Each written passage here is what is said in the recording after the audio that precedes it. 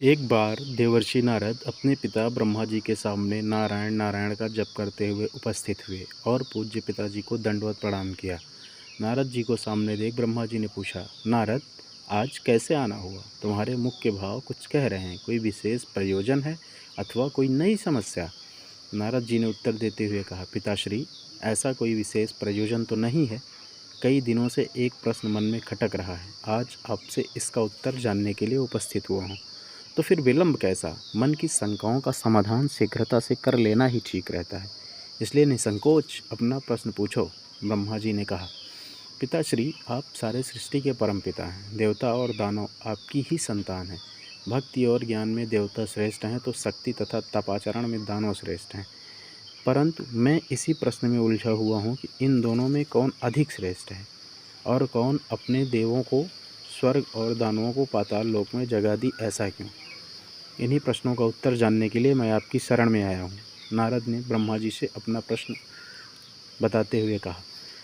नारद का प्रश्न सुन ब्रह्मदेव बोले, नारद, इस प्रश्न का उत्तर देना तो कठिन है। इसका उत्तर मैं नहीं दे पाऊँगा, क्योंकि देव और दानव दोनों मेरे ही पुत्र हैं एवं अपने ही दो पुत्रों की तुलना अपने ही मुख से करना उचित नहीं होगा। लेकिन फिर भी तुम्हारे प्रश्न का उत्तर ढूंढने में मैं तुम्हारी सहायता कर सकता हूँ। तुम आज ही देवों और दानवों दोनों को मेरी ओर से भोजन का निमंत्रण भेजो। कल ही हम उनके लिए भोज का आयोजन करेंगे।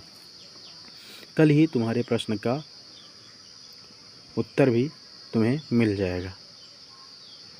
नारद तत्काल ही असुरों और देवों को निमंत्रण दे आए। दूसरे दिन दानव ब्रह्मलोक में भोजन का आनंद लेने के लिए पहुंच गए और उन्होंने पहले पहुंचने के कारण भोजन की पहली शुरुआत खुद से करने के लिए ब्रह्मा जी से आग्रह किया। भोजन की थालियां परोसी गई। दानव भोजन करने के लिए बैठे। वह भोजन शुरू करने ही वाले थे कि ब्रह्मा जी हाथ में कुछ लकड़ियां लेकर उनके समक्ष उपस्थित हुए और उन्होंने कहा, आज के भोजन की एक छोटी सी शर्त है। मैं यहाँ उपस्थित हर एक अतिथि के दोनों हाथों में इस प्रकार से लकड़ी बांधूंगा कि वो कोहनी से मुड़ नहीं पाए और इसी स्थिति में सभी को भोजन करना होगा।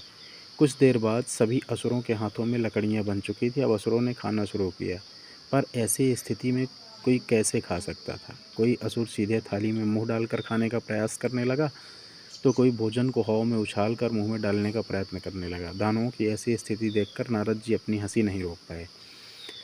अपने सारे प्रयास विफल होते देख दानव बिना खाए ही उठ गया और क्रोधित होते हुए बोले, हमारी यही दशा ही करनी थी तो हमें भोजन पर क्यों बुलाया? कुछ देर पश्चात देव भी वहाँ पहुँचने वाले हैं। ऐसी ही लकड़ियाँ आप उनके हाथों में बांध दिया गया ताकि हम भी उनकी दुर्दशा का आनंद लें। कुछ देर पश्चात देव भी वहाँ पहुँच गए और अब देव भोजन के लिए बैठे। देवों के भोजन मंत्र पढ़ते ही ब्रह्मा जी ने सभी के हाथों में लकड़ियाँ बांधी और भोजन की शर्त भी रखी। हाथों में लकड़ियाँ बांधने पर भी देव शांत रहे। वे समझ चुके थे कि खुद अपने हाथ से भोजन करना संभव नहीं है। अतः वे थोड़ा आगे खिसक गए और थाली से अन्न उठा सामने वाले को खिलाकर भोजन आरंभ किया। बड़े ही स्नेह के साथ एक दूसरे को खिला रहे थे और भोजन का आनंद ले रहे थे। उन्होंने भोजन का भरपूर स्वाद लिया, साथ ही दूसरों के प्रति अपना स्नेह और सम्मान जाहिर किया। यह कल्पना हमें क्यों नहीं सूझी? इसी विचार के साथ दानव बहुत दुखी होने लगे। नारद जी यह देखकर मुस्कुरा रहे थे। नारद जी ने ब्रह्मा जी से कहा, पिताश्री, आपकी लीला अगाध है। युक्ति, शक्ति और सामर्थ्य का उपयोग स्वार्थ हेतु करने की अपेक्षा परमार्थ के लिए करने वाले का जीवन ही श्रेष्ठ होता है। दूसरों की भलाई में ही अपनी भलाई है, यह आपने सप्रमाण दिखा दिया और मुझे अपने प्रश्नों का उत्तर मिल गया। ब्रह्मा जी को सबने प्रणाम किया और वहाँ से विदा ली।